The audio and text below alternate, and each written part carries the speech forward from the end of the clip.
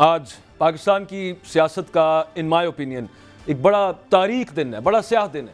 ویسے تو کوئی اچھی خبریں پاکستان کی سیاست میں نہیں رہتی اور یہاں پہ کوئی اتنے رولز کے مطابق آپس میں جو لڑائیاں ان کو بھی فلاؤٹ کر دیا جاتا ہے، لیکن آج یہ ابھی آپ نے تھوڑی دیر پہلے دیکھا جو پاکستان مسلم لیگ نون کے رہنما عطا تارڑ صاحب کی پریس کانفرنس کا ایک کلپ ہم نے چلایا۔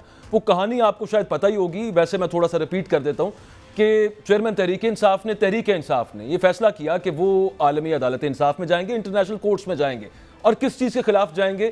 اللیگل ڈیٹینشنز کے خلاف، یعنی کہ غیر قانونی طور پر پاکستان میں چیئرمین تحریک انصاف ہوں یا ان کی پارٹی کے اور لیڈرز ہوں جن کو بھی کسی کو بھی اگر غیر قانونی حراست میں رکھا گیا اور انسانی حقوق کی پامالیاں ہیں تو ان کے خلاف وہ در کھٹکھٹائیں گے کہ ان کو شاید یہ لگ رہا ہے کہ پاکستانی عدالتیں اتنا مؤثر کردار ادا نہیں کر رہی اور انٹرنیشنلی اس مسئلے کو اٹھانا چاہیے۔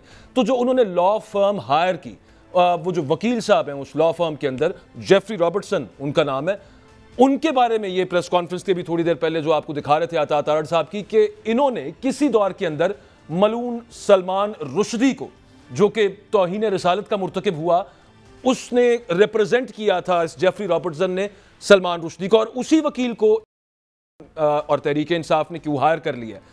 تو مدعا بڑا سمپل سا اس کے اندر یہ ہے کہ ایک تو وکیل صاحب جو ہیں، جن وکیل صاحب کی بات ہو رہی ہے، یہ اسحاق ڈار صاحب کو بھی ریپرزینٹ کر چکے ہیں جن کا تعلق پی ایم ایل این سے ہے، ان کی اپنی جماعت سے عطا تارڑ صاحب کی، ساتھ ہی ساتھ یہ ناصر بٹ صاحب کو ریپرزینٹ کر چکے ہیں۔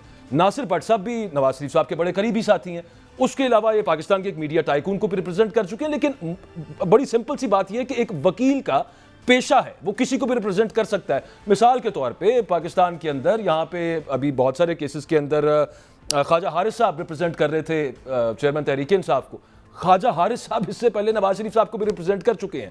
پھر اس کے علاوہ جو ظاہر جعفر، آپ کو یاد ہوگا نور مقدم قتل کیس، اس کا جو وکیل ہے وہ اس وقت سائفر کیس کے اندر ریپرزینٹ کر رہا ہے ریاست پاکستان کو۔ پھر اس کے علاوہ ریمنڈ ڈیوس کا کیس تھا، ریمنڈ ڈیوس کو کون ریپرزینٹ کر رہا تھا پاکستان کی عدالتوں کے اندر؟ عاصمہ بخاری صاحبہ کے والد صاحب جو کہ پاکستان مسلم لیگ نواز کی رہنما ہے۔ اچھا، یہ بات اپنی جگہ پہ ہو گئی کہ یہ تو پروفیشنل رسپانسبلٹیز وکلا کی ہوتی ہیں، لیکن مذہب کو گھسیٹنا، لے کر آنا سیاست کے اندر انتہائی افسوسناک ہے۔ ایک for the sake of putting record straight بتاتا چلوں آپ کو کہ 2012 کے اندر بھارت میں ایک کانفرنس تھی، اس کانفرنس میں جانا تھا۔ اس کانفرنس میں جب کو پتا چلا کہ سلمان رشدی بھی وہاں پر انوائٹڈ ہوگا ملعون، تو عمران خان نے اپنا انڈیا کا ٹرپ کینسل کر دیا تھا۔ انٹرنیشنل میڈیا کے اندر اور انکلوڈنگ پاکستانی میڈیا میں بھی ہیڈ لائنز بنی تھیں، آپ ہیڈ لائنز دیکھ رہے ہیں، 2012 کا معاملہ ہے۔ اور آج کیا معاملہ چل رہا ہے؟ آج یہ معاملہ چل رہا ہے کہ جناب اس سلمان رشدی کو کے وکیل کو آپ نے کیوں ہائر کر لیا؟ مطلب بڑا دور کا ایک کنیکشن، ایک بڑا دور کا رشتہ بنانے کی یہاں پہ کوشش کی گئی ہے۔ ایک انٹرسٹنگ چیز اس کے اندر یہ ہے کہ ان لافل ڈیٹینشن اور ہیومن رائٹس کی وائلیشنز جن کے خلاف عالمی عدالتوں سے رجوع کرنا تھا تحریک انصاف نے، اس پر کوئی خاص اعتراض نظر نہیں آ رہا۔ اس الزام پر جو کہا جا رہا ہے کہ بھائی یہاں پہ غیر قانونی طور پہ حراست میں رکھا جاتا ہے اور انسانی حقوق کی بدترین پامالیاں ہو رہی ہیں، اس پہ کوئی پریس کانفرنس کرتے کہ یہ آپ جھوٹ کہہ رہے ہیں لیکن یہ کہا نہیں گیا۔ اور یہ کہانی پاکستان کی سیاست میں کوئی نئی نہیں ہے، کافی پرانی ہے۔ ایک اور آپ کے ساتھ اخباری تراشے شیئر کرتا ہوں، اور یہ بہت ہی پرانے ہیں۔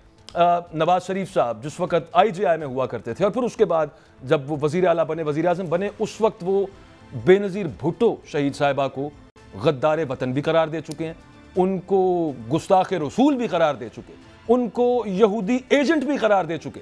یہ پرانی اخباری تراشے اس وقت آپ کے سامنے اسکرین پر موجود ہیں۔ پاکستان کی سیاست میں ایسی مذہب کارڈ استعمال کرنے کی وجہ سے بڑی بڑی ٹریجڈیز ہو چکی ہیں۔ بے نظیر بھٹو صاحبہ کو جو قتل کیا گیا، آپ کو یاد ہوگا کہ اس کی رسپانسبلٹی کس نے قبول کی؟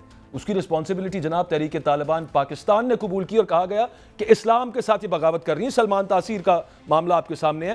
پاکستان مسلم لیگ نواز کے اپنے رہنما جو ہیں ان کے خلاف مطلب احسن اقبال صاحب پہ گولی چل چکی ہے توہین مذہب کے الزام پہ۔ ایون مریم نواز صاحبہ کو گستاخ ایک دور کے اندر ایک کیمپین چل گئی، ڈکلیئر کیا۔ جس نے بھی کیا، جو بھی ہمیشہ یہ کرتا ہے، اس کی جتنی مذمت کی جائے کم ہے، اور یہ نہیں ہونا چاہیے پاکستان کی سیاست کے اندر۔ اور بہت سارے ایشوز ہیں جن کے اوپر پوائنٹ سکور کیے جا سکتے ہیں۔